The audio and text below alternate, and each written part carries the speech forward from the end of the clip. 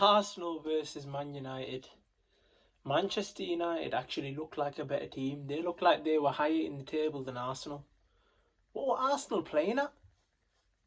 All their fans, their players were gassed after that Champions League result, just for them to stink it out at Old Trafford. Don't get me wrong, they dominated that first half. They did dominate the first half, I'll give them that. But what about the second half? I know when they were chasing the goal, United was sitting deep. And that Bruno goal was insane, by the way. That reminded me of Ronaldo. I'm a Liverpool fan, bro. I wanted United to win today. I wanted them to whoop Arsenal. Absolutely whoop them.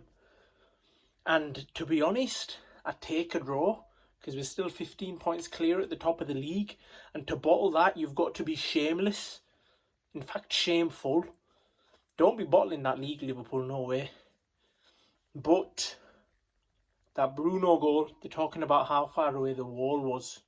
So the wall usually is 10 yards away from where the ball is. And what the players tend to do is, so they'll be here on a free kick, but they'll move forward. So they'll creep. So then when they jump, they can head the ball away. But this ball, so Arsenal's wall didn't move. They didn't actually creep forward. So they are obviously following the rules, they're not cheating. But they've conceded a goal for it, because if they stepped even 1 yard forward, like this, because they jumped, it went in between the head of two players. If they jump, that ball's going away, they're not conceding that goal, and they're probably going on to win that game, because Man United got severe confidence after that goal, and they created a lot of chances in the second half.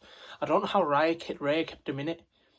For that first goal, when Bruno took the free kick, Raya, bro, I don't even know why he's done this. He stood on the post. So if this is the post, he stood right here.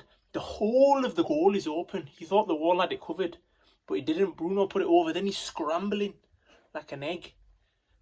1-0 goes into half-time. That's on like 48th minute. And then the second half, Arsenal are coming out. They're playing a little bit of ball. They're keeping all this possession, but they can't actually do anything with it. But eventually they get the goal.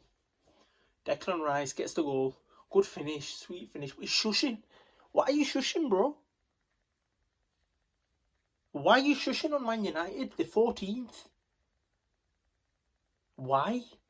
You're drawing the game. You're 15 points behind league leaders Liverpool. You need 3 points. You've got a top 4 battle to deal with. There's other teams catching up to you. What are you doing, bro? Then Man United dominate the rest of the game. Højlund, by the way, who hasn't scored a goal in 19 matches, should have scored 2. He had the ball, he got it. He could have just shot. He allowed Declan Rice to come in and make a life-changing, game-winning, game-changing, game-saving challenge, man. What are you doing? Then you got another chance to get tackled again. Garnacho played well, Eriksen played well, Casemiro played well, Mazraoui had an insane chance. Ball comes in, he plays it into the far corner, it's low. Raya, just one of the hair follicles on his leg, pushes it wide. What a game. All I'm gassed about is after Arsenal scored that equaliser, Man United still managed to get a nick a point. They should have nicked more. It was low-key a robbery from Arsenal, because they shouldn't have even left with a point. United should have left with all of them. But now Liverpool are looking pretty at the top. Arsenal have won the next leg of the Champions League tie, but is Mikel Arteta the man to get them over the line? Because every year there's another excuse. The first season when they lost to Man City, 4-1 I believe, Rob Holding was playing at the back and they blamed it on Saliba being injured, so they got reinforcements the next season in defence. The season after that, they were short in midfield, so they got more midfielders. And now, they need a striker, but they didn't recuperate and get strikers in September or January. In the January transfer window, no, they're going to get it too late. And how many strikers do they need? 1, 2, maybe 3.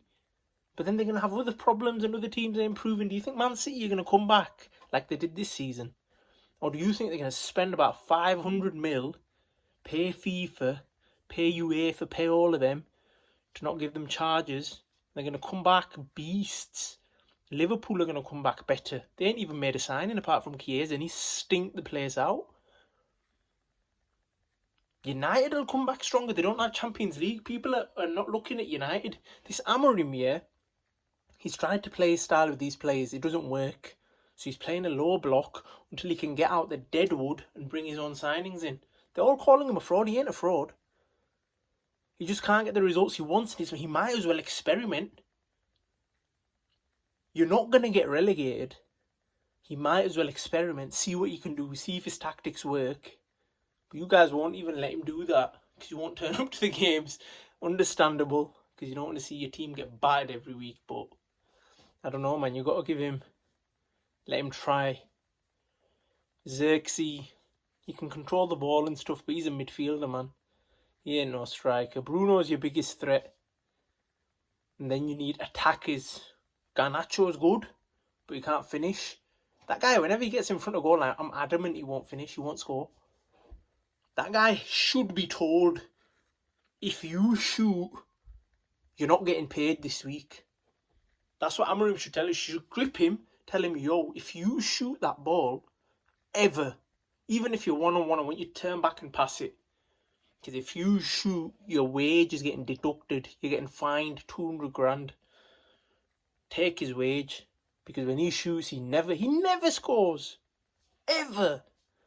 He should be feeding in Højlund. Because Højlund, I'm not going to lie, I know he hasn't scored in 19 games. But that guy gets fed scraps. He gets fed cat litter. He gets fed out-of-date milk. They don't feed him, man. I remember when Rashford was there, he was greedy as hell too. They need to feed their strikers and see if they can actually produce. And if they can't, get them out. But I'm happy with Man United. That's a good result. They always turn up for the big games. I low-key knew they were going to turn up today. Turned up against Liverpool, turned up against Arsenal in the FA Cup, and turned up now. They're always ready for a big game, especially that Bruno, bro. Especially that Bruno.